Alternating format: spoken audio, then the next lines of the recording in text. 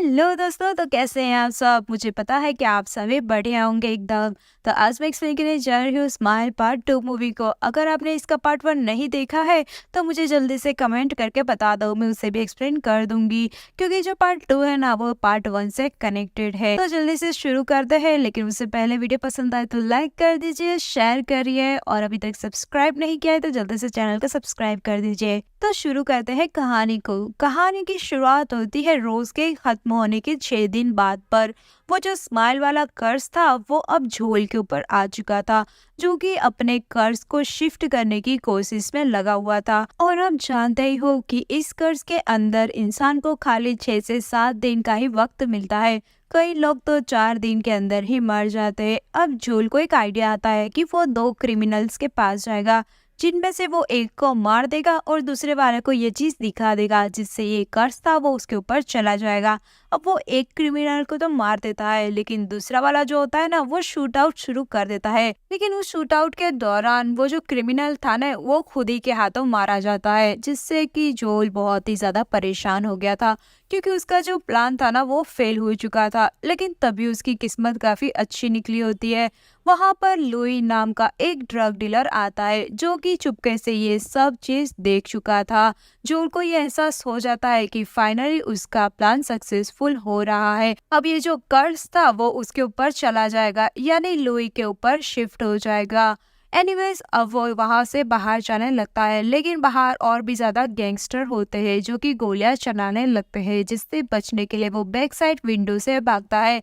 तभी वहां पर ट्रक आकर उसको कुचल देता है और उसका शरीर पूरी तरह से टुकड़ों में बट जाता है, जिसके खून के कतरे और शरीर के टुकड़े स्माइल का सिंबल बना रहे थे। अब यहाँ से असली मूवी की शुरुआत होती है, यानी पिछली मूवी के कैरेक्टर्स जो भी थे वो सब खत्म हो चुके थे। और सबसे बड़ी बात ये थी कि स्माइल एंटिटी को अगर आप शिफ्ट भी करवा देते हो, कर्ज तोड़ भी देते हो, तो भी आपके साथ कुछ अच्छा नहीं होता। लास्ट मूवी के अंदर जिसने ऐसा किया था वो जेल के अंदर था, और यहाँ पर आप देख ही सकते हो कि जोल भी मारा गया। अब हम यहाँ से एक नई कहानी देखते हैं। यहाँ पर हम रायली को देखते हैं, जो कि एक पॉप स्टार आइकॉन थे। ये आज सेलिब्रिटी टॉक शो में एक कमबैक कर रही थी। वो अपने बॉयफ्रेंड पॉल के साथ बहुत ही ज्यादा ड्रग्स को लेने लगी थी और नशा करती थी।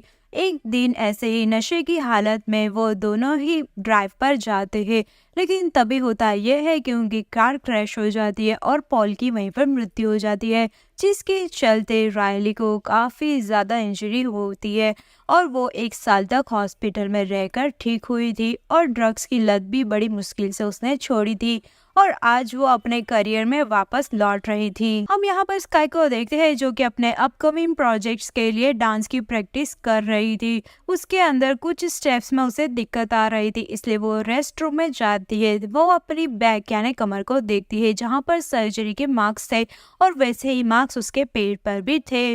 वो उसकी बैक पेन उसे हो रहा था। वो अपने कमर के दर्द से बहुत ही परेशान हो रही थी, इसलिए वो छुपकर पेन किलर भी ले रही थी। वो कोई पेन किलर नहीं थी, बल्कि एक ड्रग की टैबलेट थी, यानी कि वो कैसे भी ड्रग्स को कंज्यूम कर रही थी। अब वो ड्रग की टैबलेट लेने ही वाली थी, तभी उसकी माँ यानी कि एलिजाबेथ दरवाजे को नॉक करती है। इससे डरकर वो टैबलेट वॉशरूम में गिरा देती है। अब उसके पास कोई भी ड्रग नहीं बचा था। अब एलिजाबेथ और जोशुआ उसे होटल पर ड्रॉप करने के लिए निकल जाते हैं, लेकिन वो दर्द से बहुत ही परेशान होती है, इसलिए रास्ते में वो लुइस यानी कि वही ड्रग डीलर को मैसेज कर देती है, जो कि उसे मिलने के लिए बुला लेता है। वो दोनों उस होटल में उसे ड्रॉप कर चले जाते हैं। वैसे ही तुरंत वो टैक्सी लेकर लुइस के घर पर पहुंच जाती है। वो दरवाजा ओपन करता है और वो बहुत ही ज्यादा डरा हुआ और परेशान था। वो उसको तलवार की नोक पर रखकर एग्रेसिवली पूछता है कि वो यहाँ पर आखिर क्या कर रही है, जिस पर वो कहती है कि तुमने ही तो मैसेज करके मुझे यहाँ पर बुलाया था। लेकिन शॉकिंगली वो बोलता है कि उसने कोई भी मैसेज नहीं किया था, और हम समझ पाते हैं कि ये मैसेज असल में उसी एंटिटी ने उससे करवाया था, ताकि वो अपना एस्केप तैयार कर पाए। आप जानते ही हो कि उससे नए नए विक्टिम्स की जरूरत हर 6 दिन के बाद पड़ती है। अब यहाँ पर स्काई उससे ड्रग्स मांगती है, तो वो लेने के लिए अंदर चला जाता है, लेकिन वो काफी वक्त तक बाहर नहीं आता। तब वो उससे देखने के लिए जाती है। तब वो अंदर के रूम से डरकर भागता हुआ बाहर आता है, जिसे एंटिटी परेशान कर रही थी। वो ऊपर के साइड कुछ देखकर बहुत ही ज्यादा डर रहा था, जिससे वो नहीं देख पाती, लेकिन हम समझ पाते हैं कि वो एंटिटी को देख रहा था, जो कि अब अपना फाइनल स्टेप पूरा करते हुए उसके अंदर घुस जाती है। अब स्काई उसे संभाल रही थी कि तभी अचानक से वो पूरी तरह से पजेस्ड होकर वो क्रीपी सी स्माइल करने लगता है, जिससे कि वो थोड़ी सी डर जाती है। अब वो उसी तरह हंसते हुए 15 किलो की वेट प्लेट उठाकर खुद के चेहरे पर बार बार वार करने लगता है, जब तक कि उसका चेहरा पूरी तरह से खत्म नहीं हो जाता, जिसके चलते स्काई ये नज़ारा नहीं देख पाती और वहीं पर वॉमिटिंग कर लेती है। दोस्तों, आप बताओ, अगर आप ऐसा कुछ देखते हैं तो क्या आपको इसका फर्क पड़ता है या नहीं? जल्दी से कमेंट में बताओ। खैर, वो ये सबसे बहुत ही डर जाती है और सीधा 911 पर कॉल कर देती है। लेकिन यहाँ पर एक लाश थी और ऊपर से ड्रग्स भी, इसकी हिस्ट्री भी ड्रग्स से जुड़ी हुई थी, तो वो बहुत ही लंबी फंस सकती थी और उसका कमबैक पूरा खराब हो जाता। इसलिए डर के मारे वो वहां से भाग जाती है। अब घर आकर खुद को संभालती है, पानी पीती है, नहाती है, फ्रेश होती है। उसके बाल भी टूट रहे थे, जो कि उसे अलग से स्ट्रेस दे रहा था। फिर थोड़ी देर बाद वो सोने के लिए चली जाती है। रात में सोते टाइम उसे बहुत ही अजीबोगरीब आवाज सुनाई देती है, जिनसे वो काफी परेशान होकर वहां देखती है, लेकिन उसे कुछ भी दिखाई नहीं देता। यानी कि उसके साथ भी ये चीजें शुरू हो गई थी और हम जानते हैं कि उसके आने वाले 6 से 7 दिन कितने ज्यादा भयानक होने वाले थे। अगले दिन वो शूट पर जाती है, लेकिन वो काफी परेशान थी, इसलिए हर माँ की तरह उसकी माँ एलिजाबेथ भी उसकी परेशानी को भांप लेती है और उससे कहती है कि वो अपनी बेस्ट फ्रेंड जेमा से कांटेक्ट कर ले, जिसके साथ उसकी चीजें 1 साल पहले से खराब हो गई थी। और इन्हीं के बातचीत के बीच यहाँ पर स्काई का एक पुराना फ्रेंड आता है, जो कि उसे एक चैरिटी इवेंट पर एज अ गेस्ट आने का प्रपोजल देता है, जिसे वो आराम से खुशी खुशी एक्सेप्ट कर लेती है। वो थोड़े दिनों तक परेशान रहने लगी थी, इसलिए वो सोचती है कि वो जेमा से कॉन्ट्रैक्ट करेगी। लेकिन तभी उसे एक अननोन नंबर से टेक्स्ट आता है, जिसके अंदर पूछा गया था कि क्या वो आखिरी रात लुइस के अपार्टमेंट में थी, जिसको पढ़कर वो काफी परेशान हो जाती है, क्योंकि उसका सीधा मतलब ये था कि कोई तो जानता था कि जब लुइस मर गया था तो वो वहां पर मौजूद थी। अब उसकी परेशानी बढ़ती ही जा रही थी कि तभी उसे फिर से वो रात वाली आवाजें ही सुनाई देने लगती है, जिससे परेशान होकर वो यहाँ वहाँ देखने लगती है, लेकिन उसे कुछ भी दिखाई नहीं देता। और अब वो वापस शीशे में देखती है तो उसके पीछे लुइस खड़ा हुआ वो देखती है, जिससे कि वो बहुत ही डर कर कांपने लगती है। अब लुई उसके होंठ को अपनी उंगलियों से खींचकर जबरदस्ती एक स्माइल बना देता है, जिससे कि उसकी चीख निकल जाती है। तभी उसकी मां अंदर आती है और सब कुछ नॉर्मल हो जाता है, जैसा हमेशा हो जाया करता था। फिर अब तभी वो बातों को घुमा देती है कि उसे एक स्पाइडर दिखाई दिया था, इसलिए वो चिल्ला रही थी। अब स्काई वो घर जाती है और काफी परेशान भी होती है, जिसके चलते उसके बाल टूट रहे थे। तभी वो जेमा को कॉल करने का डिसाइड कर लेती है और हिम्मत करके जेमा को कॉल करती है और उससे माफी भी मांगती है। थोड़ी देर उससे बात करने के बाद वो उसे कहती है कि उससे उसकी जरूरत है, इसलिए वो जल्दी आ जाए, जिस पर वो कहती है कि ठीक है, मैं 50 मिनट में वहाँ पर पहुँच जाऊंगी। अब स्काई यहाँ पर पानी पीकर अपना मूड ठीक करती है और पियानो प्ले करने लगती है। यहाँ पर फिर से उसके साथ अजीबोगरीब चीजें होने लगती है, उसे आवाजें सुनाई देने लगती है और उसे वही एंटिटी हॉन्ट करने लगती है, जिससे डर कर स्काई वहाँ से भागते हुए मेन डोर ओपन करती है तो बाहर उससे जेमा मिलती है। वो उसे अंदर बुलाकर एक लैंप लेकर वही एंटिटी को निपटने के लिए जाती है, लेकिन वो नोटिस करती है कि सब कुछ पहले जैसा हो गया था, वहाँ पर कुछ भी नहीं था। खैर, यहाँ पर जेमा उसे पूछती है कि तुम इतनी परेशान क्यों हो रही हो, क्या तुम्हें परेशान कर रहा है। यहाँ पर स्काई उसे सॉरी बोलकर थैंक यू बोलते हुए उससे पूछती है कि वो इतनी जल्दी कैसे आ गए, जिस पर जेमा जवाब देती है कि जल्दी का क्या मतलब है, उसे 1 घंटे पहले तो कॉल किया था। जिसे सुनकर स्काई थोड़ा सा शॉक्ड हो जाती है, क्योंकि उसके हिसाब से तो अभी कुछ ही मिनट्स बीते थे। खैर, खुद को संभाल कर वो जेमा को बताने लगती है कि उसे कुछ नाइट्समेयर हॉन्ट कर रहे हैं और उसके सामने अजीब अजीब चीजें होती है। तभी वो उसे लुई के बारे में भी बता देती है कि उसके सामने उसे खुद को खत्म कर लिया था और उसका स्माइल करता हुआ चेहरा उसने देखा था और वो ही हर जगह उसे हंट करता है, तो उसे क्या करना चाहिए। तभी जेमा उसे संभालती है और समझाती है और वो उसे आज रात यहीं पर रुकने को बोल देती है और दोनों वहीं पर सो जाते हैं। लेकिन रात को स्काई को फिर से एक्सीडेंट वाला नाइटमेयर देख रही थी, जिससे वो बहुत ही डर जाती है। स्काई को एक्सीडेंट के विजन्स आते हैं और फाइनली डरकर वो उठ जाती है और देखती है कि जेमा वहां पर नहीं थी। तभी जेमा बाहर से उसके लिए कॉफी लेकर आती है और स्काई नोटिस करती है कि सुबह हो चुकी है, जबकि कुछ पल पहले तो रात थी। जेमा उसे कहती है कि अब मुझे जाना होगा, लेकिन स्काई अंदर ही अंदर उसे रोकना चाहती थी। हालांकि स्काई को भी आज टूर की प्रिपरेशन करने के लिए जाना था। खैर, अब शाम को वो टूर पर जाती है और बैक स्टेज पर जेमा को मैसेजेस करती है, लेकिन तभी उसे अननोन नंबर से एक टेक्स्ट आता है कि उसे पता है वो पॉप सिंगर स्काई रायली है, जिसे पढ़कर वो और भी ज्यादा परेशान हो जाती है। यानी कि स्काई को इस बात की कंफर्मेशन हो चुकी थी कि जब वो लुई के साथ उस दिन थी तो ये चीज किसी ने देख ली थी, तभी उसे स्टेज पर बुलाया जाता है। लेकिन जाने से पहले उसे एक मक्खी बहुत ही परेशान करती है, जिसे भगाने के चक्कर में वो अपनी लिपस्टिक तक खराब कर लेती है। अब वो स्टेज पर जाती है जहाँ पर उसे टेलीप्रॉम्प्टर से एक स्पीच बोलकर वापस आ जाना था, लेकिन वो स्पीच बीच में ही रुक जाती है, इसलिए वो खुद से ही कुछ भी बनाकर बोलने लगती है।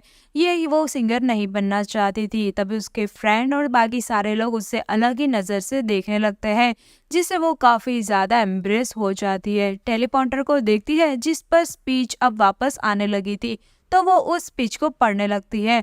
अगले गेस्ट को बुलाती है जिसका नाम शॉकिंगली होता है पॉल, जिसको पढ़ते ही वो बहुत ही अंदर से हिल जाती है, क्योंकि पॉल तो उसका ही बॉयफ्रेंड था और वो उस दिन एक्सीडेंट में अपनी उसकी आंखों से ही खत्म हो गया था।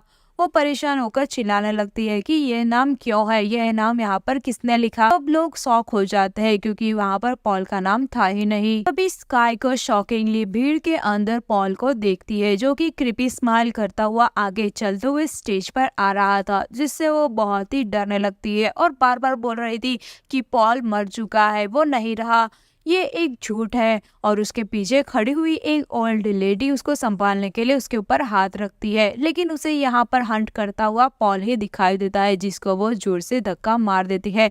लेकिन असल में वो ओल्ड लेडी थी, जो कि दूर जाकर गिरती है और उसे काफी ज्यादा इंजरी भी हो जाती है और पूरा इवेंट खराब हो चुका था। परेशान हालत पर स्काई यहाँ पर बैठी हुई थी घर पर, और तभी उसे फिर से अननोन नंबर से मैसेज आता है कि वो बहुत ही सीरियस डेंजर में है, वो पर्सन उसकी हेल्प कर सकता है। और साथ ही में वो उसे एक एड्रेस भेजता है कि तुम यहाँ पर जल्दी से आ जाओ, और वो लुई की वीडियो भी भेजता है जो कि क्रीपी स्माइल कर रहा था।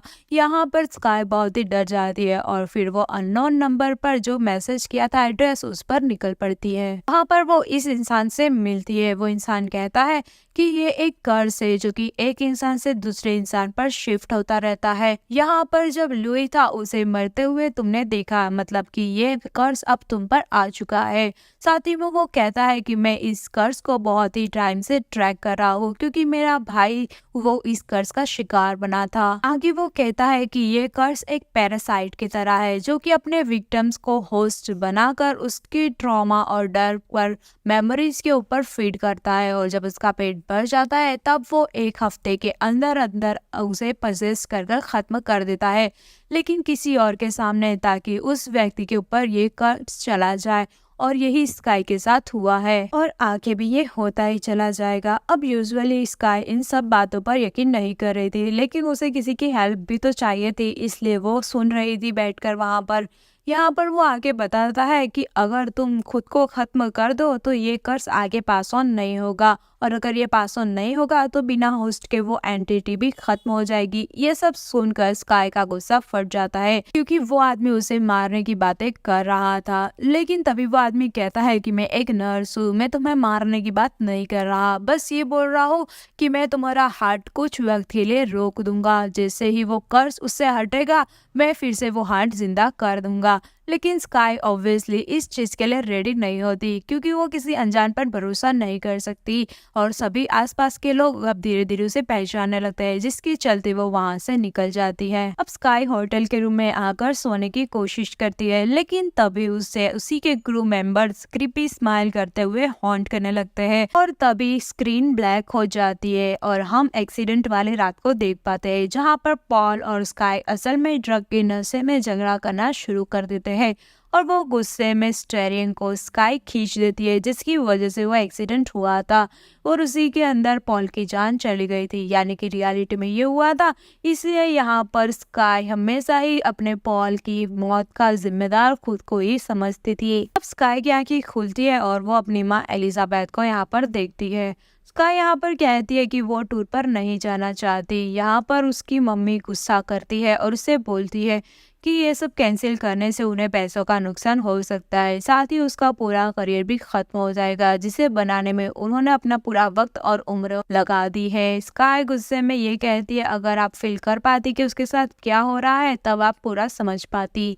और तभी अचानक से एलिजाबेथ वही क्रीपी स्माइल करने लगती है और वो ईमेल वॉइस में बोलती है कि उसने उसके दिमाग को चखा है, यानी कि टेस्ट किया है। और तभी वो मिरर तोड़कर एक ग्लास का पीस निकाल लेती है और उसी क्रीपी स्माइल के साथ अपनी गर्दन को स्टैप करती है और अपनी आंखें भी फोड़ने लगती है। ये देखकर स्काई घबरा जाती है, वो यहाँ से भागने लगती है, लेकिन दरवाजे तक आने पर वो देखती है कि उसके हाथ में ही ग्लास का पीस था और उसकी माँ नीचे पड़ी हुई थी जमीन पर और उसने अपना दम तोड़ दिया था, यानी कि स्काई ने ही अपनी माँ को मार दिया था। लेकिन एंटिटी ने ऐसा दिखाया कि उसकी माँ ये सब खुद कर रही है। इन सब से वो बहुत ही घबरा जाती है, वो परेशान हो जाती है और टूट जाती है पूरी तरीके से और अब इस कर्ज को खत्म करने का फैसला कर देती है। वो अपने कपड़े बदल कर यहाँ से चली जाती है, जिसे जोशुआ देख लेता है।